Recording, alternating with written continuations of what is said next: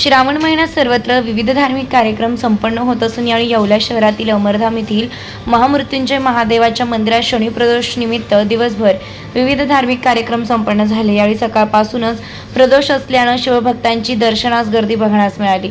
सायंकाळच्या सुमारास महादेवाच्या मूर्तीला तसेच पिंडीला दुग्धाभिषेक करत पंचपक्वानांचं महानैवेद्य दाखवण्यात आलं। यावेळी दुग्धाभिषेक झाल्यानंतर महाप्रसादाचं आयोजन करण्यात आलं।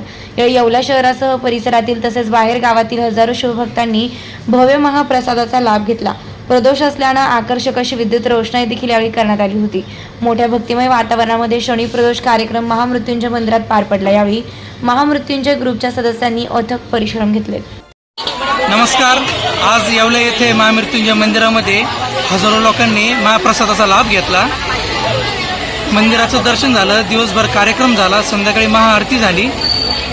सगळं आज तुमच्या कृपेने आज आम्हाला बळीराजा समूहातर्फे हे कार्य करायला भेटलं। प्रदोषच्या प्रसादाचा लाभ घेतला। महामृत्युंजय मंदिरात आज शनी प्रदोषमुळे 4 वाजता अभिषेक, दर्शन, आरती अशा प्रकारे आणि आता महाप्रसादाचं आयोजन केलेलं आहे। अतिशय सुंदर असा कार्यक्रम असतो इथे महाप्रसादाचा आणि रोजची आरती वगैरे खूप सुंदर असते।